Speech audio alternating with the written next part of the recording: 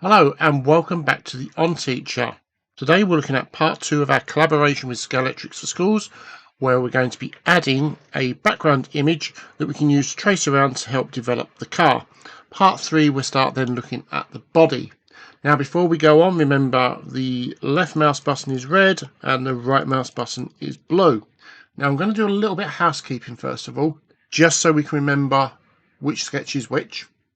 So sketch 1, I'm going to click on that, click on the pencil there, and we're going to call this wheel base. Whoops.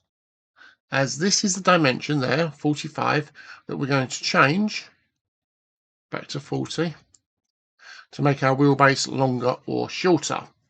So we press the tick, and that's wheelbase changed. I'm then going to start sketching again. So I'm going to press sketch, click on the front, and we're going to call this one our sketch outline. So I know that this is the outline of the car that I'm going to be using, and I'm not going to press the tick. Along the top here we have some buttons. Now normally you'll see a button that says, I'll just close that, DXF or DWG.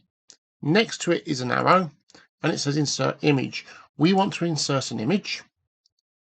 I'm going to go to current document and I'm going to press import.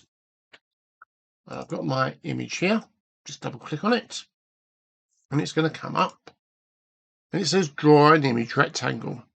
So I'm just going to click on front so it spins around.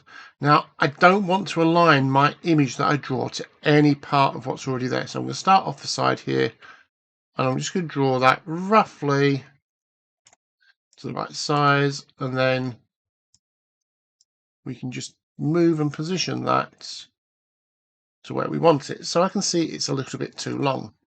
That doesn't matter. I can now use the dimension, so I can click on the top here. So it says 150, let's try 145.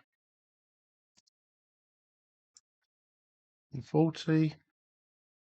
Well, 140 is not too bad. I'm just going to press the escape key so I can still move this around. And I'm looking to get as much of that car in there as possible. Preferably about there, I think.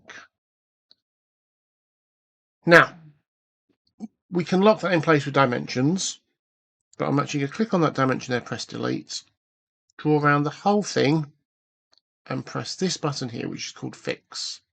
And that fixes that sketch in place. We press the tick, and that's this part of the tutorial done. We've got our sketch there in the background. I've been the Onteacher. Thanks for watching. Please like and subscribe.